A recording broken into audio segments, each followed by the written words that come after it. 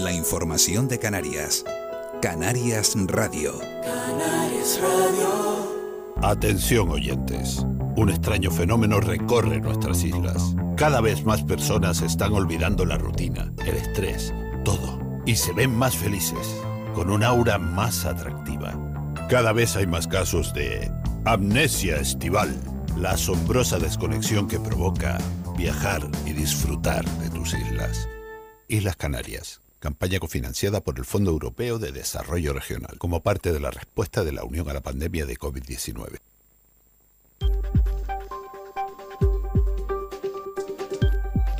La entrevista. Eva Vega. Comienza la entrevista de este lunes 18 de julio.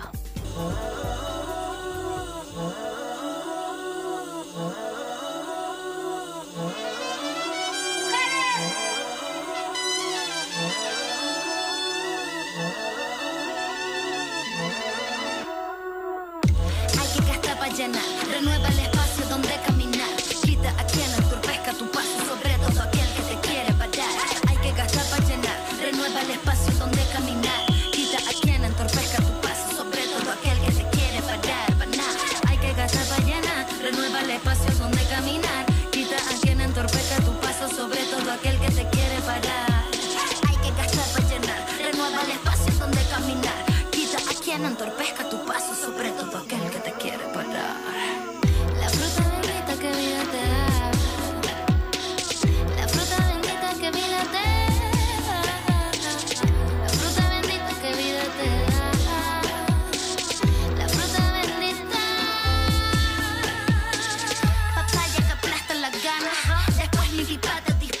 Hoy con Juan Márquez, viceconsejero de Cultura y Patrimonio Cultural del Gobierno de Canarias.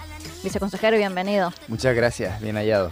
¿Cómo ve la salud de la cultura en Canarias? Le hemos querido poner bendita de melómana porque a nosotros nos parece que hay mucha gente joven pisando fuerte y abriéndose camino en esto de la cultura en las islas. Así es, sobre todo en las músicas urbanas, ahora mismo somos el referente, ¿no? Tenemos ahí a Quevedo en el top 1 de la lista mundial de Spotify. Y bueno, hay realmente un boom con la música urbana, con jóvenes talentos, de una generación autocentrada que se reivindica sin complejos desde Canarias para el mundo, que no se siente periferia cultural de nadie, sino que se siente el centro cultural de su vida, ¿no? Y su creación. Y esto es una magnífica noticia. Y yo creo que habla bien del desarrollo que ha tenido las islas en los últimos años en el ámbito cultural. Es verdad que como todas las regiones y como todos los países o naciones, tenemos pues la obligación siempre de autoanalizarnos, de ver qué tenemos que mejorar a nivel de industria. Tenemos una dependencia enorme de un monocultivo a nivel económico, que es el turismo, y yo creo que la cultura es una patita más, no solo en el ámbito de los derechos sociales y de la construcción, ¿no?, de comunidad, sino que también yo creo que hay un entorno económico en el que podemos fortalecer, una industria a la que también tenemos que atender. Y yo creo que hay un camino por recorrer. Después de los últimos años, que es verdad que la pandemia golpeó a la cultura de manera muy importante, creo que se está recuperando muy bien, y lo vemos ahora mismo, por ejemplo, en este mes, ¿no?, de julio, con una programación impresionante en nuestras islas, ¿no? En cuanto a la construcción de un relato como comunidad, nos hemos sacudido complejos y nos hemos sacudido clichés, ¿verdad? Sobre todo lo vemos en la gente joven que habla de cultura canaria, y no solo de folclore, toca muchos palos muy distintos. Y en la literatura, yo creo que, por ejemplo, Panza de Burro, de Andrea Abreu, ha sido un referente. Sí, y están viniendo más, ¿no? Supersauro, ¿no? También hay una yo creo que hay un boom ahora de un análisis de nuestra realidad, que se sale de ese complejo en el que nos sentimos una especie de paraíso, o nos vemos siempre desde el prisma del que nos visita, ¿no?, y no desde nuestra propia realidad. Para muchos somos un paraíso de sol y playa, pero para otras personas Canarias también tiene muchas aristas, ¿no? Entre otras la precariedad. O, por ejemplo, el replantearnos sacudiéndonos los complejos, ¿no? Plantearnos nuestro futuro también desde el medio ambiente, desde el territorio, desde el respeto a nuestra identidad paisajística y cultural. Como todo territorio colonizado, arrastra, pues yo creo que una serie de de realidades bueno, que con el tiempo cuesta quitar. Ahora ha habido un debate muy interesante, por ejemplo, con el tema de los cuadros del Parlamento de Canarias, como en la Asamblea Legislativa, ¿no? En la Cámara donde descansa la soberanía del pueblo canario, todavía preside el Parlamento, porque son 2 cuadros que están detrás de la mesa de grandes dimensiones, una referencia a la conquista, a la represión y a la rendición de la población aborigen, ¿no? Yo creo que eso es significativo y creo que el debate está abierto y me parece muy interesante. Sí. ¿Habría que quitarlos, no solo taparlos, sino quitarlos de la cámara? Yo creo que habría que quitarlos, es una opinión personal, pero siempre y cuando esto no suponga poner en riesgo la obra, ¿no? Para eso hay que hacer un análisis en profundidad sobre la manera de retirarlos. Los cuadros no estaban en ese edificio cuando se construyó porque era la sede de la Sociedad Filarmónica Santa Cecilia, ¿no? Sociedad Musical de Santa Cruz. Después pasa a ser un ámbito político, ¿no? La Diputación Provincial, y es cuando se encarga a González Méndez, al pintor Palmero, que es verdad que era una figura importante de segunda mitad del siglo XIX, ¿no? Un pintor canario con una cierta proyección internacional.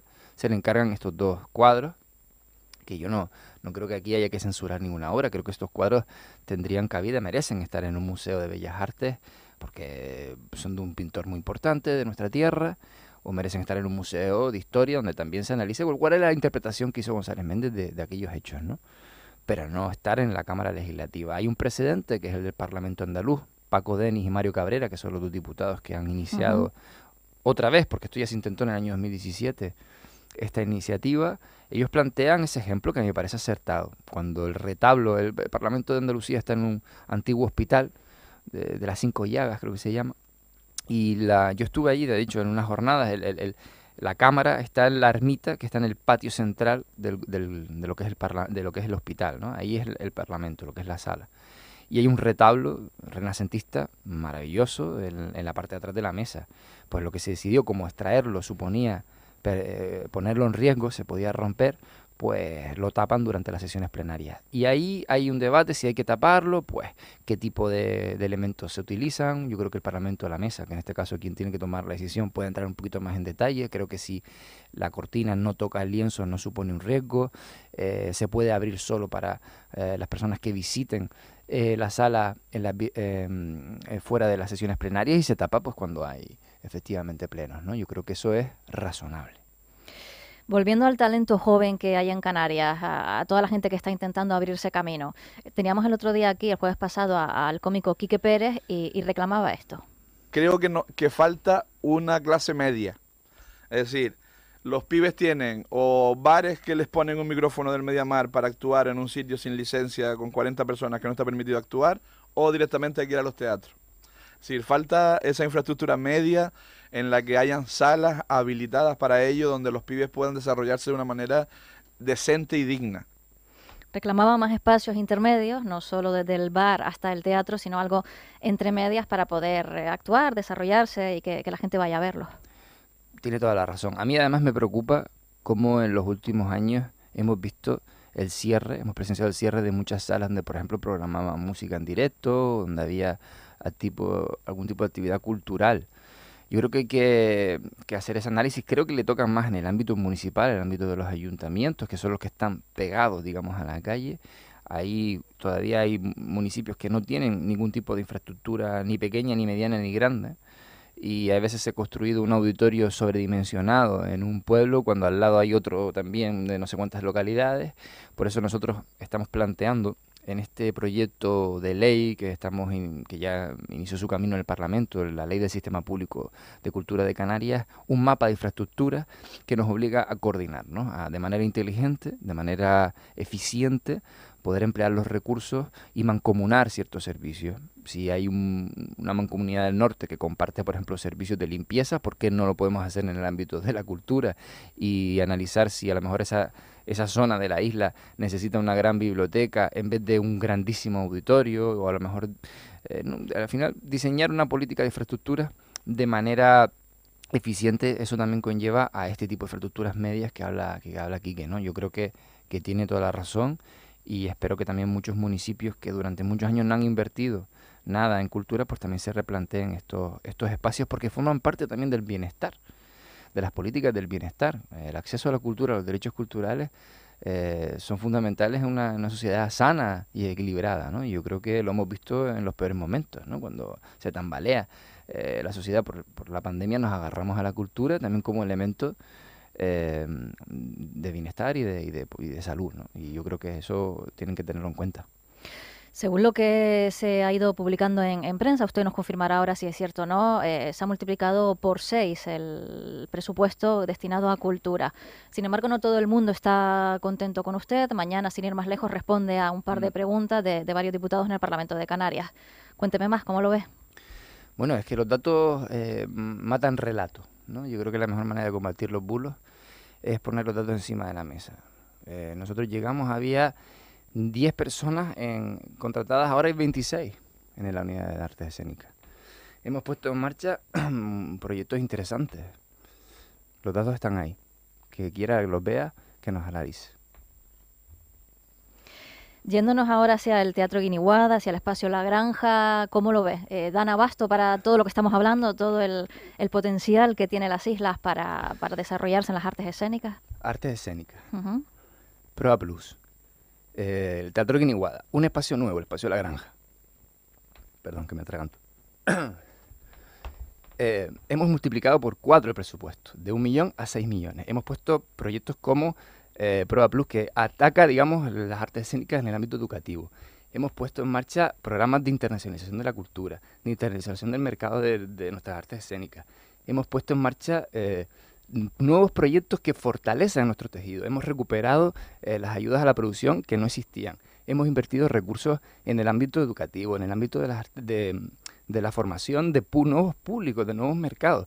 Los datos están ahí, son tan aplastantes que cualquier campaña de bulo, cualquier campaña de desprestigio, lo único que va a hacer es intoxicar. Por lo tanto, lo mejor es la transparencia, lo mejor es que nos acerquemos a la verdad desde los datos, desde, digamos, la política cultural que está destinada principalmente a la ciudadanía.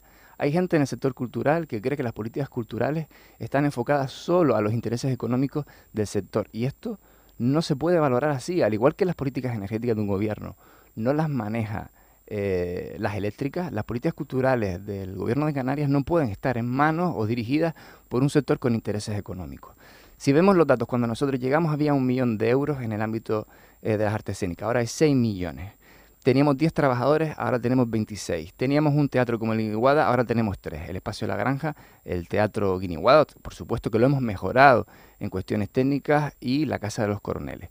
Si vemos el avance que ha hecho las convocatorias públicas, de una que había en el año 2018, ahora tenemos 20 en el año 2021 y en el año 2022 ya vamos por 13 convocatorias públicas en concurrencia competitiva.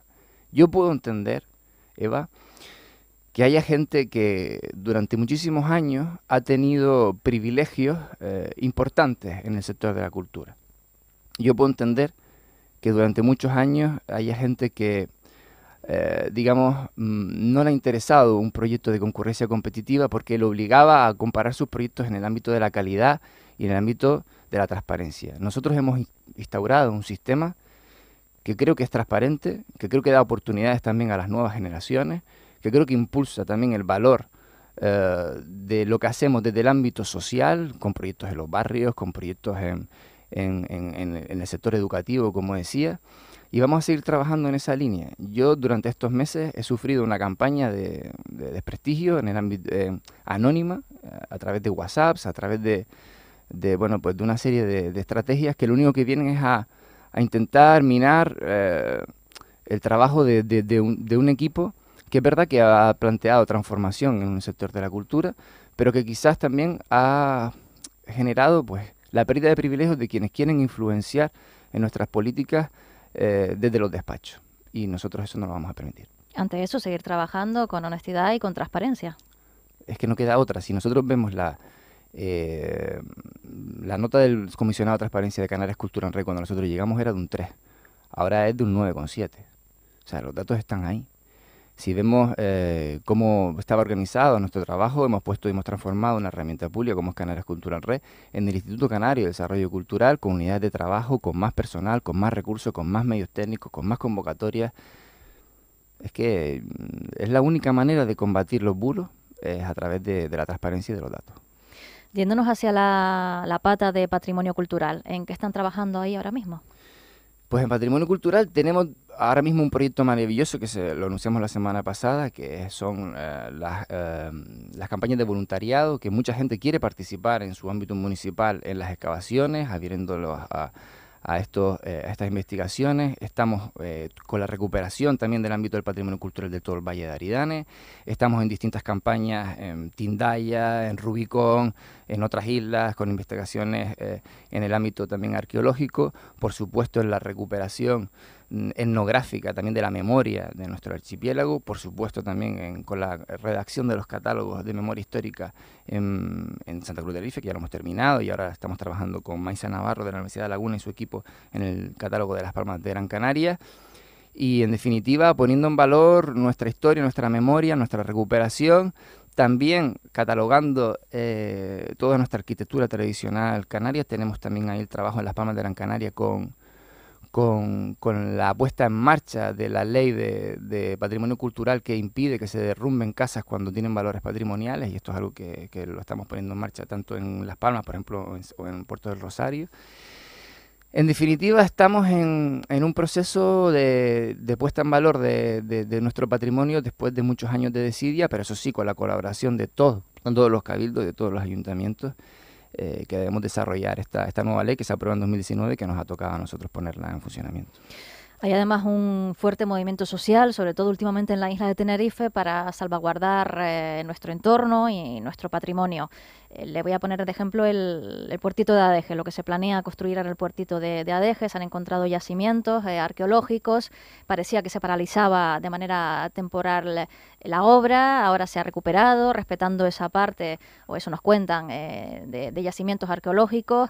Ha habido cierta lucha entre el Cabildo, entre la Viceconsejería por esta parte de patrimonio cultural. ¿Qué ocurre al final con esto? ¿Hay manera de proteger la totalidad del puertito de Adeje? ¿Se podrá proteger solo donde haya yacimientos arqueológicos? Tenemos que respetar los procesos administrativos. Hemos hecho un informe que estaremos trabajándolo junto con el Cabildo. El Cabildo tiene responsabilidades en el ámbito de su Comisión Insular de Patrimonio para analizar este tipo de actuaciones. Nuestra inspección, la alta inspección, que es la competencia en el Gobierno de Canarias para analizar, está viendo qué daños se han podido hacer en el ámbito del patrimonio, y a partir de ahí pues elaborar el informe sancionador y comunicarlo a las partes cuando toque, y en ese proceso estamos.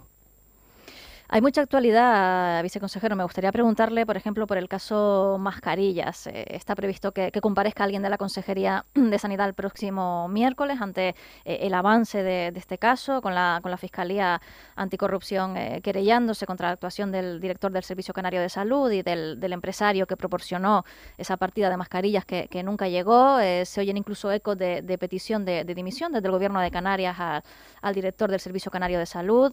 ¿Cómo ve usted este asunto?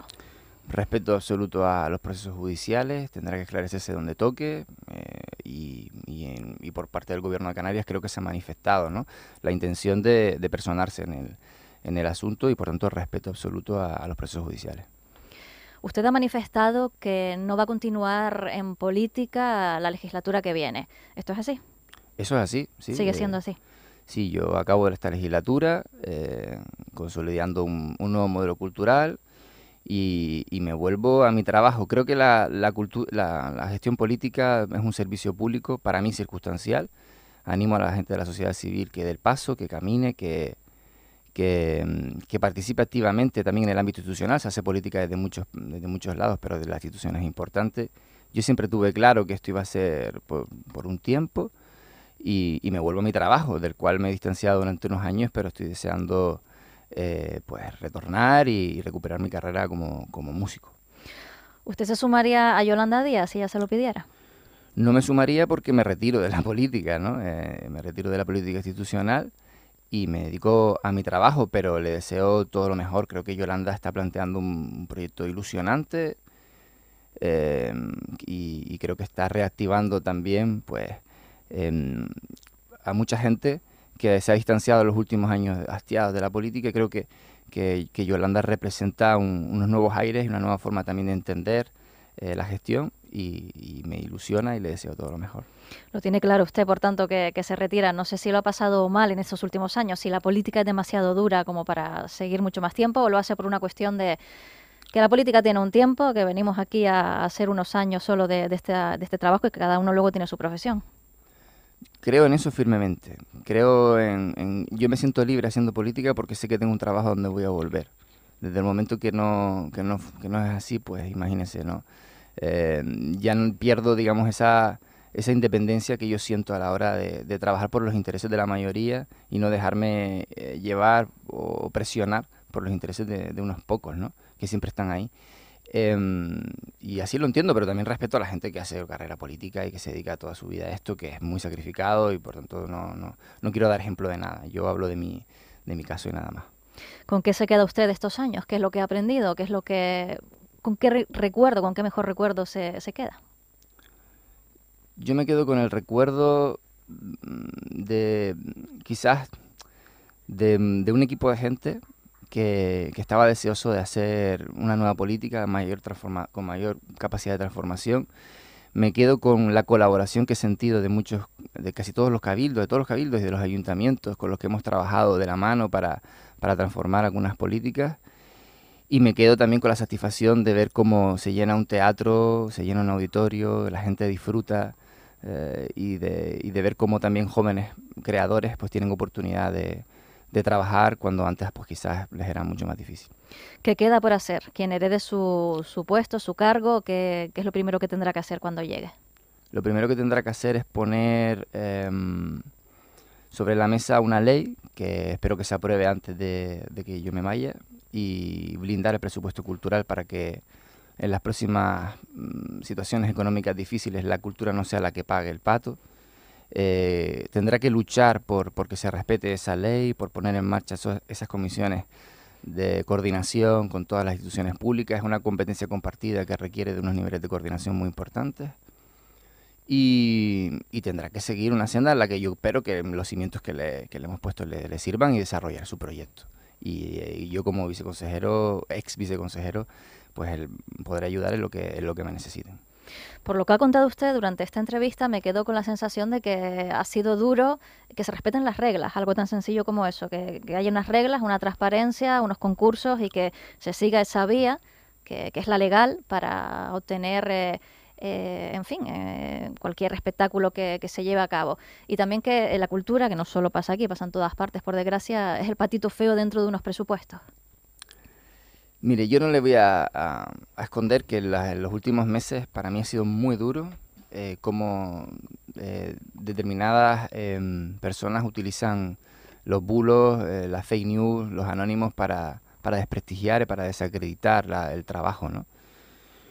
Para mí sería muy fácil ponerme a abrir los cajones de cómo se hacían las cosas con anterioridad, pero yo llegué a la viceconsejería, he mirado hacia adelante, he intentado desarrollar un proyecto y bueno, hay quien esto no le viene bien, pero en política estamos para trabajar por los intereses de una mayoría y eso nadie me va a mover de ahí. No me quiero despedir sin preguntarle también por los vestigios franquistas que todavía quedan muchos de ellos en las islas, Santa Cruz de Tenerife especialmente. ¿Cómo va ese proyecto para retirar todo lo que queda de la dictadura? Bueno, hemos hecho el catálogo de Santa Cruz, hemos empezado por ahí porque es la capital donde más vestigios encontramos, donde menos se había trabajado en este aspecto. Se llevó a la Comisión Técnica de Memoria Histórica, se aprobó. Con los votos, con la abstención, creo, del Ayuntamiento de Santa Cruz, que fue invitada a la comisión. Ahora estamos ya trabajando en las competencias que nosotros tenemos en el desarrollo del catálogo con Las Palmas de Gran Canaria y esperamos tenerlo después del verano. En algún momento ya están los trabajos bastante avanzados, lo presentaremos a la comisión técnica y seguiremos con las capitales de todas las islas, con La Laguna y con Telde, que son las grandes ciudades, y según el convenio que hemos firmado con con la Universidad de La Laguna, se extenderá el desarrollo del catálogo hasta el año 2025. Entonces hay un trabajo por hacer y a medida que vaya avanzando pues se tendrá que ir aplicando y se va aprobando de manera parcial el catálogo. Según se va, completando, pues los ayuntamientos tendrán que ir retirando todos esos vestigios. ¿Está siendo un camino sencillo o complicado? Algo que quizás en pleno año 2022 debería ser como incluso llevarnos las manos a la cabeza porque todavía continúan vestigios franquistas en las ciudades. ¿O no? ¿Está contando usted con apoyo para llevar esto adelante? Depende. Hay municipios donde ya se están, donde nos preguntan, oye, ¿nos pueden certificar si estos son vestigios franquistas para retirarlos de manera inmediata? Y hay ayuntamientos, en el caso de Santa Cruz, que bueno, que no lo está poniendo fácil. Concretamente hay una serie de vestigios muy llamativos que yo creo que destacan incluso en el panorama de todo el Estado español y que son una vergüenza en el ámbito de la recuperación moral de las víctimas del franquismo. Y cuesta creer que en 2022 todavía tengamos que estar debatiendo sobre si esa estatua de Franco tiene que retirarse o no. Esto es algo que a mí me resulta incomprensible, ¿no? Hay una ley que se aprueba en el año 2007 en el ámbito estatal, y una ley en el ámbito de 2019 en el ámbito autonómico y que hay que respetar. El debate sobre si el ámbito, si un vestigio tiene que retirarse o no, por una serie de preceptos, ya se tuvo cuando se debatió la ley. Cuando se debatió la ley ya se supo si algo que tenía un valor artístico se tenía que retirar o no. Yo no voy a entrar en esa discusión porque nuestra obligación como demócratas es cumplir la ley. Y eso espero que hagan todos, ¿no? Y que municipios como Santa Cruz de Tenerife, pues, hagan un trabajo que yo creo que tienen que hacer por imperativo legal. Juan Márquez, viceconsejero de Cultura y Patrimonio Cultural del Gobierno de Canarias, gracias por concedernos esta entrevista y muchísima suerte en lo que emprenda. Gracias a ustedes.